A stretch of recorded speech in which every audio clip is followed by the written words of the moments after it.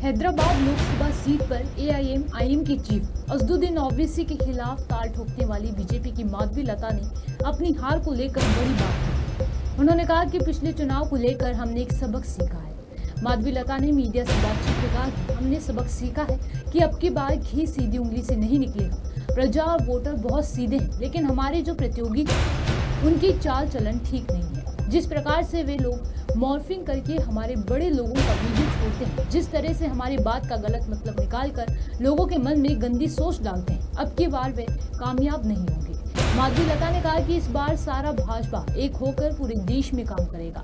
हम हर वोटर तक पहुंचेंगे और उनमें ऐसी सच्चाई को विकसित करेंगे ताकि वे देश के दुश्मनों के झांसे में न आए और देश को एक उज्जवल भारत की तरफ ले जाए। अपने लोगों से मिलजुलने, बात करने, सनातन धर्म को आगे बढ़ाने और लोगों में ऊर्जा बढ़ाने के लिए।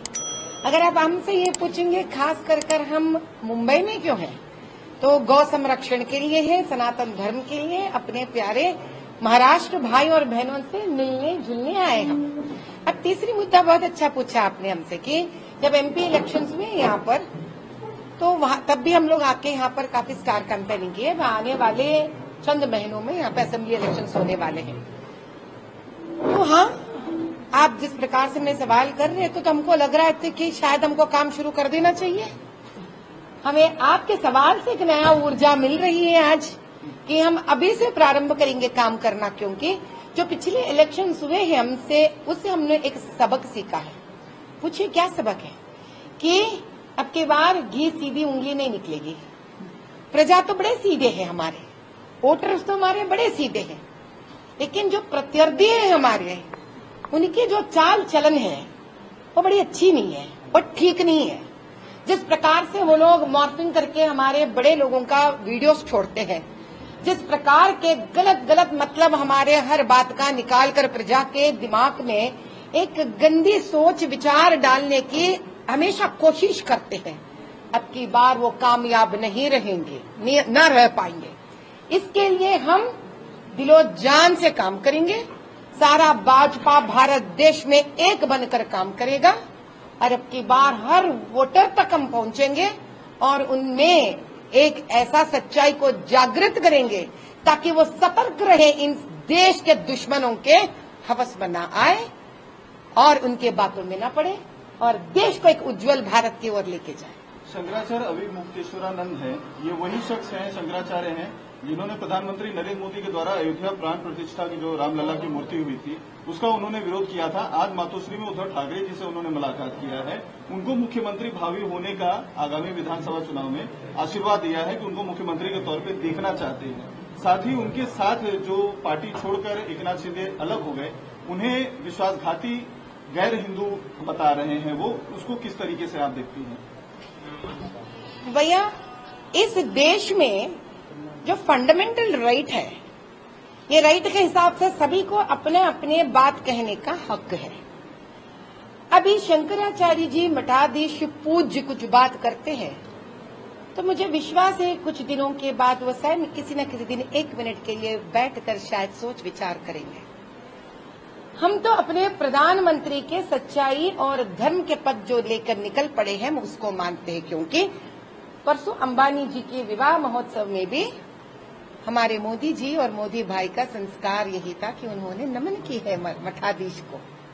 इसका मतलब है हम बड़ों को पूज्य तुल्य देखते हैं, हम उनके खिलाफ या उनके विरुद्ध में कोई बात नहीं करते हैं। यही सनातन धर्म का संस्कार और संस्कृति है। अब यही अपेक्षा हम बड़ों से करते हैं, वो सच्चाई का साथ दे और आशीर्वाद दे। जो वो कहना चाहते हैं, उनका मन की इच्छा है, वो कह सकते हैं। आध्यात्मिक नेता या धर्म गुरु को आपको नहीं लगता है राजनीति से थोड़ा दूर रहना चाहिए? क्योंकि जिस तरीके से लोग उन्हें देखते हैं, अगर इस तरीके का कुछ राजनीतिक टिप्पणी करते हैं तो उसे कहीं ना कहीं जो है माइंड डाइल्यूट होने का अंदेशा होता है, या उनकी खुद की जो इमेज होती है वो कहीं ना कहीं उससे असर पड़ता है उस पर। क्या आप मुझसे ये सवाल कहना चाहते हैं कि एक मठाधीश को ये बात समझाने के स्थिति में मुझे रहना चाहिए? शायद नहीं। एक मठाधीश जी स्वयं समझते हैं उनका कर्तव्य क्या है, उनकी जिम्मेदारियां क्या है, उनको क्या बात करना चाहिए, क्या नहीं करना चाहिए। वैसे तो हमें कई लोगों को सिखाना पड़ेगा, राहुल गांधी जी को भी सिखाना पड़ेगा, कई लोगों को सिखाना पड़ेगा। तो जितने लोग जितने बात कही है इस देश के प्रति, जो सही नेता, जो जय पालस्तीन कहा है, उसको भी सिखाना पड़ेगा हमको। तो हम उनको क्या सिखाए जो उम्र में भी बड़े हैं और अपने आप को सीख में भी बड़े कहते हैं। बस हम यही चाहते हैं और प्रार्थना करते हैं कि सनातन धर्म और हिंदुत्व और इस देश की शांति कामना को एक स्थिर रूप में रखने की प्रयास भाजपा करते आ रही है, करते रहेगी। इस देश के हर नागरिक के प्रति हम भाजपा के तरफ से सच्चाई से धर्मबद्ध काम करना ही सीखे हुए हैं। जो अपने जो क्या कहते हैं, अपने व्यूज व्यक्त करना चाहते हैं वो उन पे all India personal law board जो सुप्रीम कोर्ट ने मुस्लिम महिलाओं को भत्ता देने का लेकर ऑर्डर दिया है, उसके खिलाफ वो अपील कर रहे हैं। उनका ये कहना है कि हमारे जो राइट्स हैं मुस्लिमों के, जो all India personal law board के जो खासतौर पर मुसलमानों को अधिकार दिया गया है, उसमें इंटरफेरेंस है, ऐसा उनका मानना है। इसलिए वो उस फैसले को चैलेंज करेंगे कोर्ट में। इसको कैसे देखते हैं? यही कहते हैं और कहूंगी मैं कि स्त्री को क्या अभी भी ये लोग स्वेच्छा नहीं देना चाहते? क्या स्त्री को 21वीं शताब्दी में भी आप हक देना नहीं चाहते हैं? क्या स्त्री को आज भी अगर कोई धोखा परिवार से या पति के घर से होता है, क्या उसका मदद मिलना इतना बड़ा गुनाह है? जो इसको रद्द करना चाहते हैं, इसके खिलाफ है, उन सब सिर्फ इस्लाम ही नहीं, इस्लाम के स्त्री के प्रति भी ये लोग विरोध है, उसके दुश्मन है।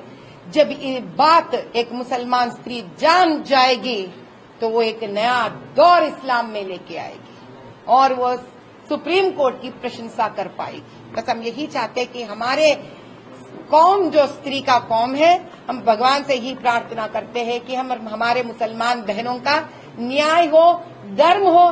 इसी प्रकार के भारत देश के सुप्रीम कोर्ट उनके साथ ठहरे और उनका हर दुख समझे और हम भी उनके साथ। 7 राज्यों के अभी जो बाई इलेक्शंस हुए हैं उसमें एनडीए के लिए अच्छी खबर नहीं है। कहीं ना कहीं इंडिया गठबंधन बड़ी ताकत के साथ आई है, 10 सीटें उन्होंने जीती है। राहुल गांधी से लेकर हर विपक्ष के नेता ने इसका मखौल उड़ाते हुए निशाना साधा है कि उन्होंने जो कहा कि संविधान को खत्म करने के लिए केंद्र सरकार कोशिश कर रही है, भाजपा कर रही है, एनडीए कर रही है। लोगों के मन में अभी भी वो विचार हैं और उसी का नतीजा ये बाई इलेक्शन में निकला है। क्या कहेंगे? जो उनको कहना है कहने दीजिए, जैसे कहेंगे तो वो भड़ास कम हो जाएगी, शांति मिलेगी उनको। हम भगवान से प्रार्थना करेंगे राहुल जी को शांति मिले, कांग्रेस को जरा शांति मिले, जरा शांत हो जाए, थम जाए वो लोग। हमको जो काम करना है, काफी काम है, देश के प्रगति के बारे में सोचना है। वो कितना भी तड़पेंगे, कितना भी फड़फड़ाएंगे तो उनका तो अभी आने वाला नहीं है। उनका प्रशासन राष्ट्र में हमारा ही एनडीए ही रहेगा और हमें काफी काम करना है। ऐसे बातों में हम क्या वक्त गुजारे बताइए? आप भी काफी है देश के प्रगति की तरफ काम करने के लिए। लालू तो कह रहे हैं अगस्त में सरकार गिरने वाली है। तो वही कहती हूँ ना, जो सुबह सुबह सपना देखते हैं तो उनको शायद आदत पड़ गई होंगी सुबह के सपना देखने दीजिए। हक है सबका सपना देखना, हक है सबका कहना इस देश में। लालू भैया को भी कहने दीजिए, कोई बात नहीं, हम ताली यहीं से बजा देंगे उनके लिए। आखिरी सवाल, अंबानी अडानी को लेकर लगातार केंद्र सरकार की नीतियों के ऊपर सवाल उठते हैं।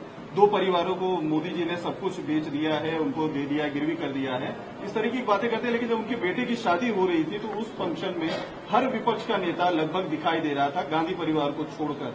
आप इसको किस तरीके से देखते हैं? भैया, मोदी जी के बारे में जो कहते हैं, मोदी जी को क्या अपने साथ लेके जाना है? वो तो स्वयं एक ब्रह्मचारी है। उन्होंने अपना सब त्याग कर देश के प्रगति के लिए काम कर रहे हैं।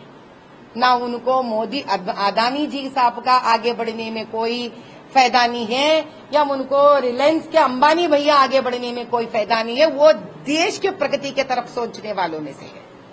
इस प्रकार के विचार हमारे हैं, प्रतिपक्ष के अपने विचार हो सकते हैं। लेकिन अगर गांधी का फैमिली नहीं आई है तो मुझे इतना डिटेल्ड इन्फॉर्मेशन नहीं है भैया कि उनको न्योता गया है या नहीं गया है। तो अपना अपना मर्जी है। कोई बुखार हुआ होगा, न्योता नहीं गया होगा। अब हर एक के शादी के बारे में बैठकर मैं कहाँ आपसे बात कर पाऊंगी भैया।